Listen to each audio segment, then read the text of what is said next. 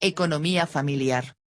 De hecho, podemos decir que es una parte de la economía que analiza cuestiones variadas, pero con el factor común del hogar o la familia.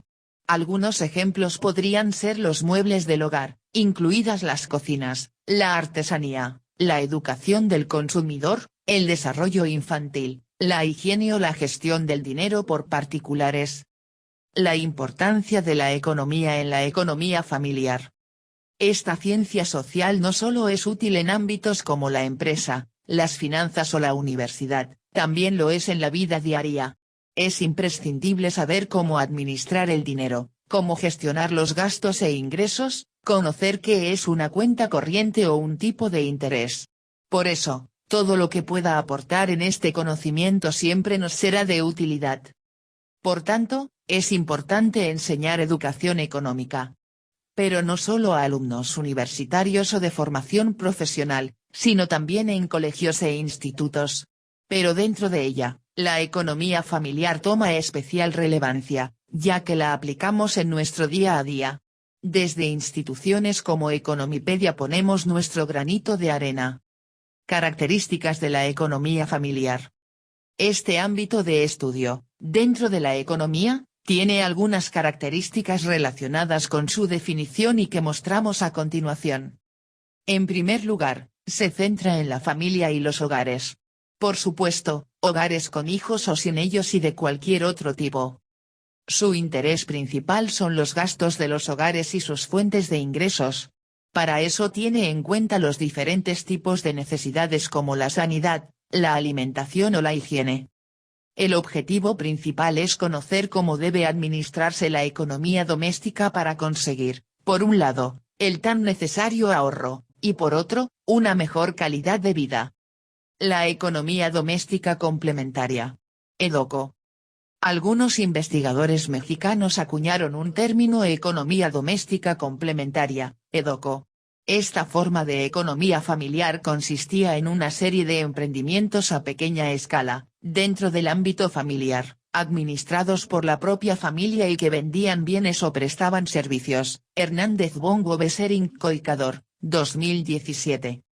En este país, como sucede en muchos otros, hay dos formas de entender esta economía informal. El Estado se encarga de analizar la posible economía sumergida y el fraude fiscal. El investigador estudia las razones que llevan a algunos hogares a ciertas prácticas para sobrevivir. En realidad, no es más que una forma de subsistencia que suele crecer al albor de las crisis económicas. Algunos ejemplos de economía familiar.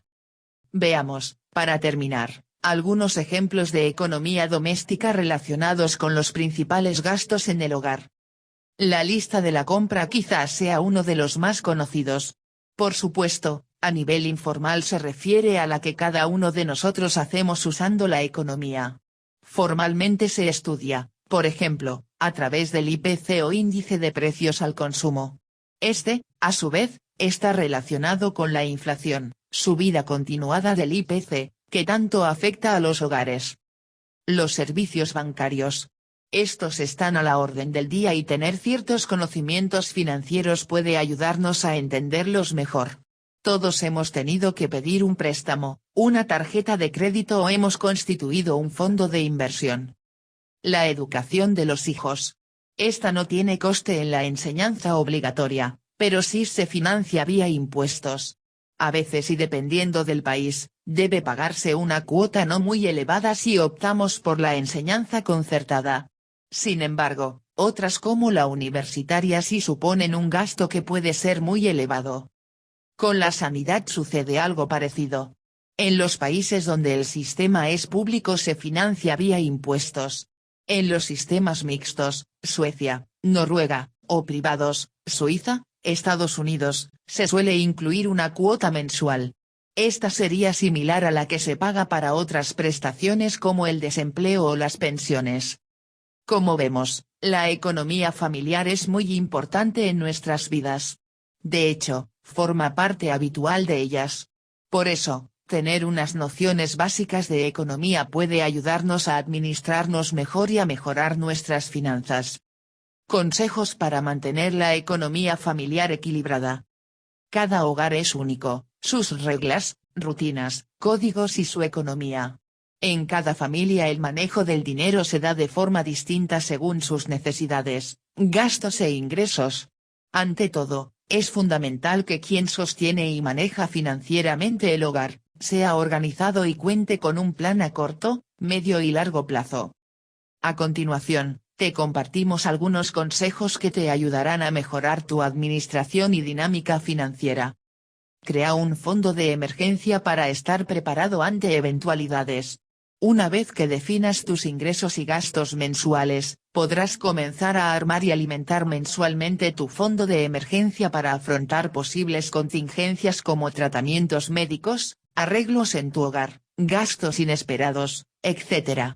Tenerlo siempre disponible te permitirá manejar tus finanzas con tranquilidad.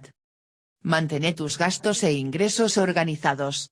Es clave armar una grilla o tabla que indique y especifique todo el dinero que ingresa y sale de la economía familiar. Así, podrás visualizar los gastos e ingresos fijos y variables. En muchas ocasiones, terminamos gastando en cosas innecesarias y, aunque parezcan pequeñas, se pueden convertir en una fuga de dinero importante. Por eso, es importante ser responsables y conscientes al manejar nuestro dinero. Crea un presupuesto a tu medida. El presupuesto es una herramienta que te ayudará a mantener bajo control tus gastos, detectar fugas innecesarias, poner atención a tus prioridades financieras y tener presente factores importantes como el ahorro. Es fundamental incluir todos los gastos familiares, desde la educación y materiales escolares hasta los alimentos y gastos médicos. Ahorra para tu retiro y jubilación. Dentro de tu presupuesto, es clave destinar un monto mensual de ahorro para tu retiro. Eso te dará certeza y tranquilidad económica a futuro. Invertí en un seguro para garantizar la tranquilidad económica de tu familia. A la hora de asegurarse, es importante considerar las características de tu familia para contratar un seguro acorde a sus necesidades. De este modo, contarás con la tranquilidad de saber que, pase lo que pase, tu familia tendrá estabilidad y respaldo económico. Fomenta la educación y conciencia financiera de tus hijos. Es muy importante que crezcan con buenos hábitos financieros para impulsar el ahorro y el cuidado del dinero. De este modo, tendrán herramientas para manejar su independencia económica a futuro. La economía hogareña debe ser un aspecto en el que toda la familia esté involucrada para lograr organización, armonía y equilibrio. Los agentes económicos. En la actividad de producción y distribución económica intervienen tres tipos de agentes: las familias, las empresas y el Estado. Familia, empresa, Estado. Autoconsumo. Rentas. Capacidad coactiva. Transferencias. Subsidios. Las familias tienen un doble papel en la economía de mercado. Son a la vez las unidades elementales de consumo y las propietarias de los recursos productivos. La palabra familia hay que entenderla en un sentido amplio, no solo la familia nuclear de la tradición judeo-cristiana. Cada vez son más frecuentes en nuestras sociedades las familias formadas por una sola pareja o un solo individuo. En los países subdesarrollados y en las zonas rurales de los países en desarrollo es muy frecuente el autoconsumo, es decir, que las familias produzcan lo que van a consumir: alimentos, menaje de hogar, incluso vestuario. Como los productos destinados al autoconsumo no se contabilizan en las estadísticas, resultan muy engañosas a veces las comparaciones internacionales. También debe ser considerado autoconsumo los servicios de limpieza y preparación de alimentos prestados en el hogar por los miembros de la familia.